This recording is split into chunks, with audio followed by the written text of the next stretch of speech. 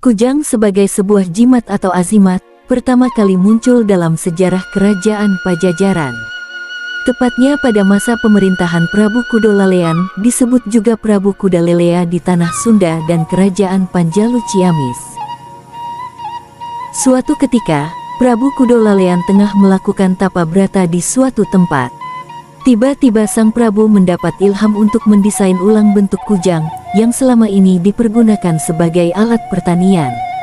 Anehnya, desain terbaru yang ada di benak sang Prabu, bentuknya mirip dengan Pulau Jawa Dwipa, yang dikenal sebagai Pulau Jawa pada masa kini.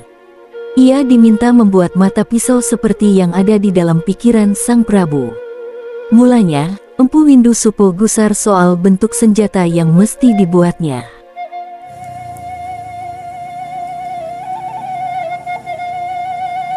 Akhirnya didapatlah sebuah bayangan tentang purwarupa prototipe senjata seperti yang ada dalam pikiran Kudolalean.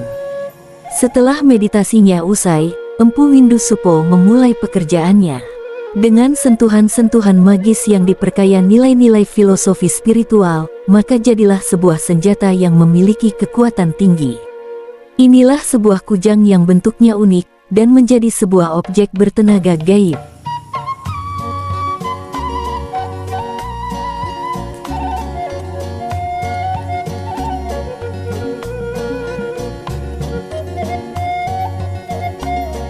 Prabu Kudalelea atau Kudolalean, juga dikenal sebagai Hyang Bunisora dan Batara Guru di Jampang, karena menjadi seorang petapa atau resi yang mumpuni di Jampang, Sukabumi.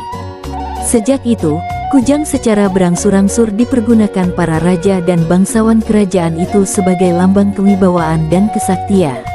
Senjata ini memiliki dua buah karakteristik yang mencolok. Bentuknya menyerupai Pulau Jawa dan terdapat 3 lubang di suatu tempat pada mata pisaunya.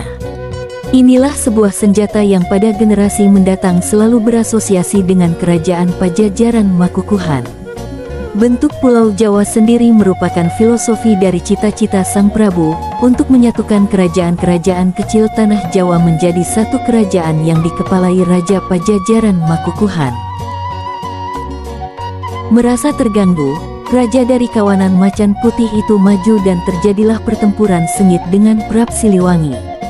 Dengan kesaktian Prabu Siliwangi yang tak terkalahkan, Raja Macan Putih pun tunduk. Sejak saat itulah Raja Macan Putih dan seluruh pasukannya mengabdi pada Prabu Siliwangi. Sebagai penghormatan, kemudian disempurnakanlah senjata kujang pusaka Prabu Siliwangi dengan gagangnya diukir membentuk kepala macan.